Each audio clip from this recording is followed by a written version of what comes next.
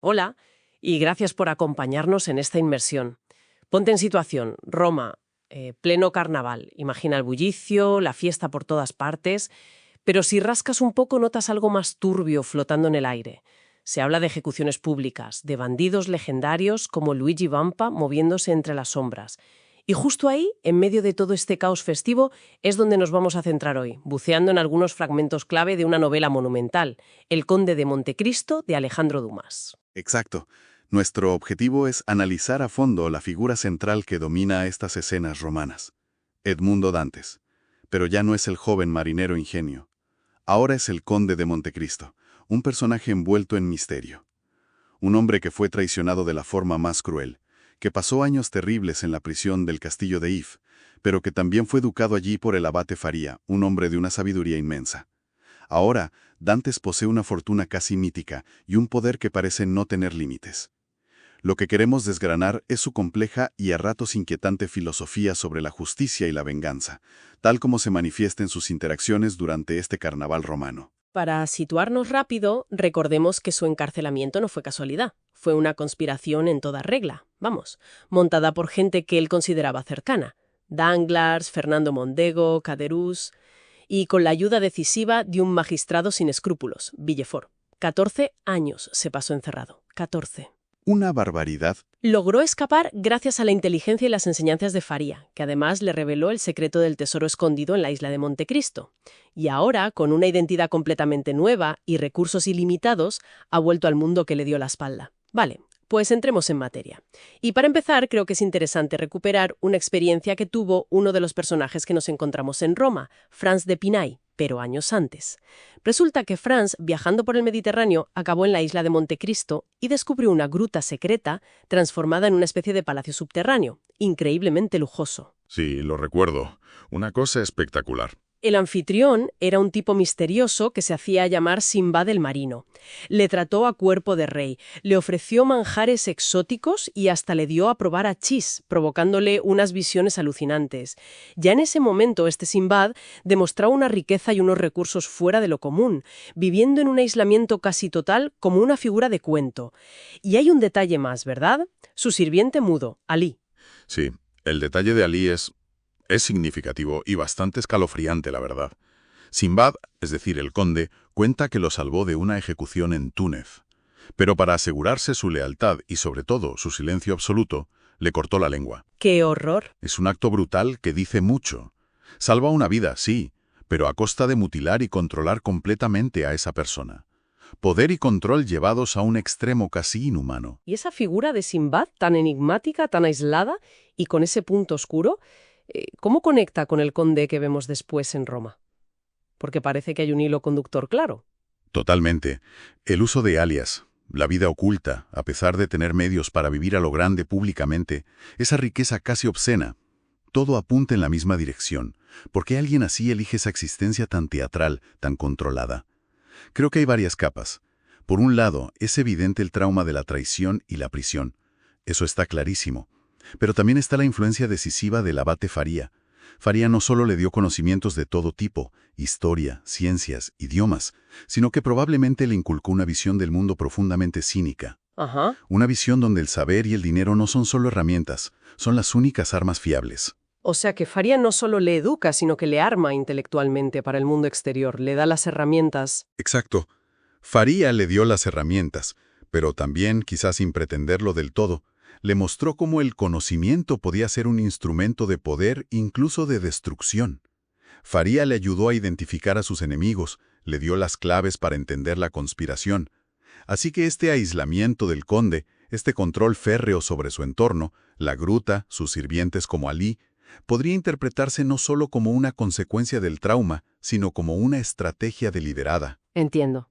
Es un rechazo frontal a la sociedad que le falló estrepitosamente, y a la vez la creación de un microcosmos donde él, y solo él, dicta las reglas. Es como si estuviera construyendo su propio tablero de juego, lejos de las miradas indiscretas, perfeccionando sus movimientos antes de la partida final. Claro, una preparación. Y la teatralidad es parte de esa estrategia. Crea un aura de misterio e inaccesibilidad que le protege y le permite observar sin ser observado. Entendido. Ese aislamiento estratégico como base de operaciones. Y de esa base casi legendaria en Montecristo, pasamos al bullicio de Roma, donde el conde ya no está tan aislado. Empieza a interactuar. Y una de esas interacciones clave es con el famoso bandido Luigi Vampa. ¿Cómo surge esta conexión? Pues mira, la figura de Vampa aparece casi como una leyenda local. El posadero Pastrini, que parece saberlo todo en Roma, les cuenta a Franz y Albert la historia de Vampa, cómo pasó de ser un simple pastor enamorado a convertirse en el jefe de bandidos más temido de la región, un tipo astuto e implacable. Pero lo realmente jugoso es el encuentro directo entre el conde y Vampa. Ocurre en el Coliseo, de noche, ambos disfrazados. Muy de novela, ¿eh? Totalmente. El conde con una capa oscura, Vampa vestido como un transteverino, un habitante del barrio popular de Trastevere. Una escena muy teatral, de nuevo. ¿Y qué traman? Están planeando salvar a Pepino, uno de los hombres de Vampa, que está condenado a muerte y cuya ejecución es inminente, parte del espectáculo del carnaval. Y aquí vemos dos estilos enfrentados. Vampa, fiel a su naturaleza, planea un rescate por la fuerza, un asalto. Pero el conde tiene otra idea. Propone usar su influencia y sobre todo su dinero. Ah, claro, el poder del dinero. Sobornará a quien haga falta para conseguir primero un aplazamiento de la ejecución y luego facilitará la fuga de Pepino de forma discreta. Es decir, el conde prefiere mover los hilos desde las sombras, usando el poder del dinero y las conexiones, en lugar de la violencia directa. Como siempre, ¿no? Exactamente. Y Vampa, aunque inicialmente escéptico, acaba aceptando el plan del conde, lo cual ya dice mucho del aura de poder que proyecta el conde. Acuerdan una señal muy visual. El conde ha alquilado los mejores balcones del Café Rospoli, en plena Piazza del Popolo, para ver la ejecución. Los mejores, por supuesto. Hombre, claro. Si logra su objetivo, el balcón central lucirá colgaduras de damasco blanco con una cruz roja bordada. Si falla, y Vampa tiene que recurrir a la fuerza, las colgaduras serán amarillas. Es fascinante cómo el conde le dice a Vampa algo así como: «Si fallo, manejad el puñal como gustéis. Os lo permito». Le deja actuar, pero solo como plan B. Ese «os lo permito» es tremendo. Se posiciona por encima del jefe de bandidos más temido, como si le diera permiso. Ahí está la clave. Esta escena revela muchísimo sobre el modus operandi del conde. Prefiere la manipulación sutil, el poder casi invisible del dinero y las influencias secretas, antes que la fuerza bruta. Aunque, ojo, no descarta la violencia si es necesaria, pero prefiere que otros se manchen las manos. Ya. Demuestra tener un alcance y una influencia enormes, capaces de llegar hasta las más altas esferas del poder papal en Roma para negociar. Negociar, la suspensión de una ejecución. Es un contraste brutal con el poder más directo y físico de Vampa. ¿Y esto refleja simplemente que es más listo o más rico, o hay algo más profundo?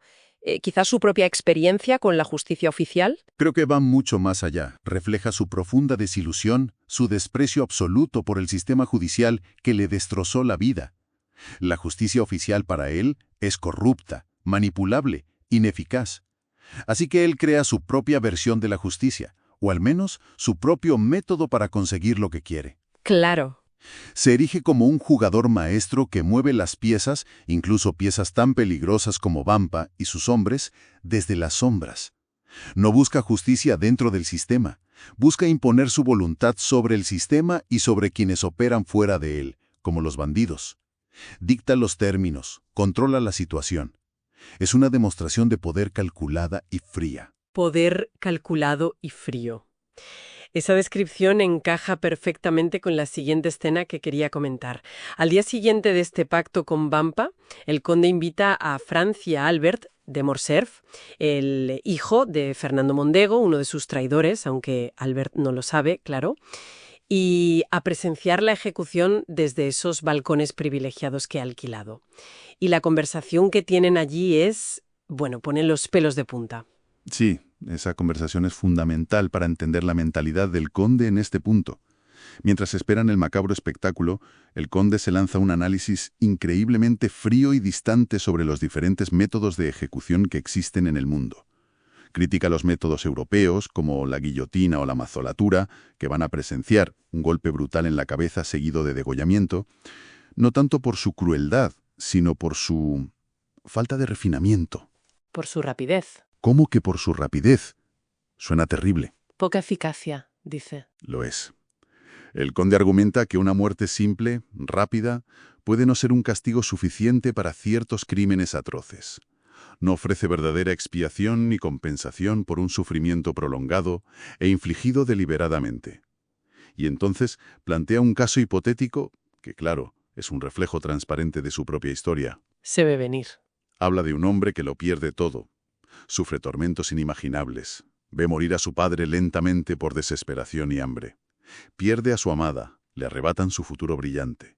Todo por la maldad y la envidia de otros. Y pregunta a sus invitados, ¿para ese hombre la simple muerte de sus verdugos sería una compensación justa? Su respuesta implícita es un rotundo no. Es que es imposible no ver a Dantes detrás de ese caso hipotético.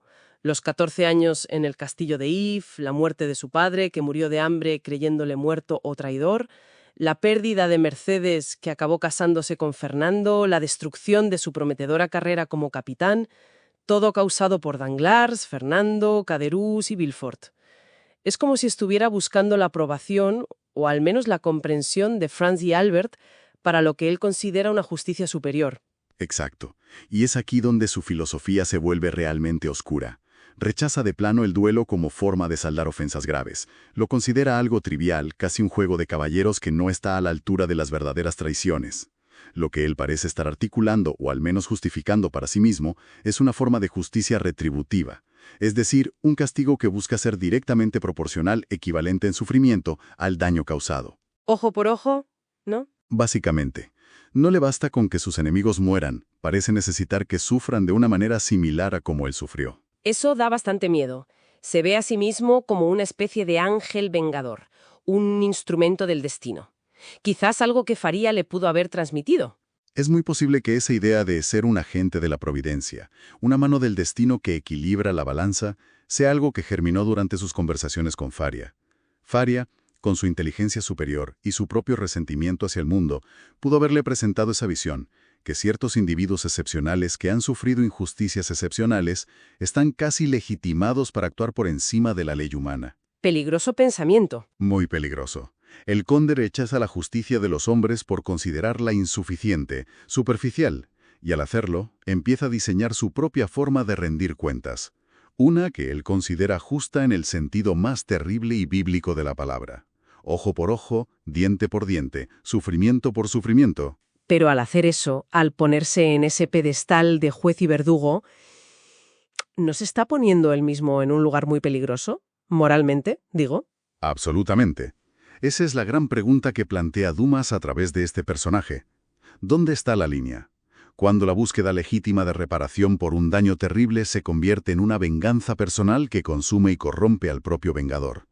El conde está convencido de la rectitud de su causa, pero desde fuera, su frialdad, su cálculo, su disposición a manipular e infligir dolor, empiezan a parecerse peligrosamente a la falta de escrúpulos de aquellos que le hicieron daño. Se está convirtiendo en ellos, quizá.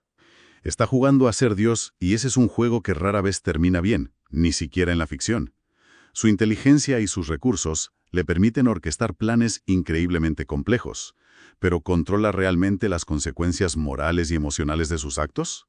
La conversación en el balcón sugiere que al menos intelectualmente ha construido una justificación sólida para sí mismo, pero la procesión va por dentro, seguro. Es fascinante y aterrador a partes iguales.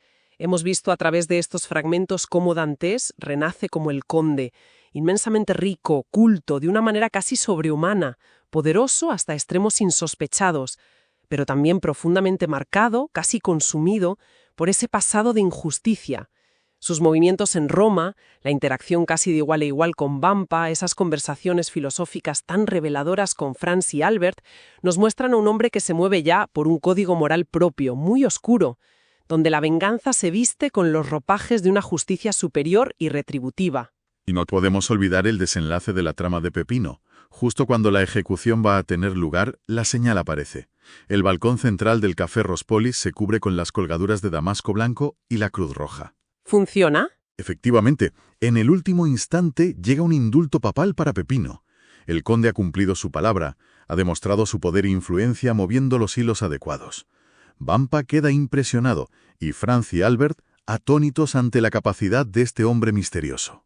Es una demostración de poder brutal, casi casual, como si no le costara nada. Sí, y Dumas usa estos episodios romanos de forma magistral. No son solo aventuras emocionantes, son ventanas a la psique torturada y compleja del conde. A través de él, explora temas que siguen siendo increíblemente relevantes. La verdadera naturaleza de la justicia, si existe un límite para la venganza, cómo el poder y la riqueza pueden corromper o transformar, y el impacto devastador del sufrimiento extremo en el alma humana. Y lo hace sin dar respuestas fáciles, sumergiéndonos de lleno en la ambigüedad moral de su protagonista. Nos obliga a preguntarnos qué haríamos, hasta dónde llegaríamos. Exacto. Y con esa idea nos despedimos. Queda una reflexión flotando en el aire, algo para darle vueltas después de escuchar esto. Si consideramos la magnitud de la traición y el infierno que vivió Edmundo Dantes, podríamos llegar a ver sus futuras acciones, ese plan de venganza tan meticulosamente calculado que sabemos que va a desplegar, como una forma, aunque sea terrible, de justicia superior. O al tomarse la justicia por su mano de esa manera tan absoluta, se condena inevitablemente a convertirse en un reflejo oscuro de aquellos que le arruinaron la vida. ¿Qué ocurre cuando un individuo, por muy justificada que crea tener su causa, decide que puede y debe actuar como la mano del destino? Ahí lo dejamos.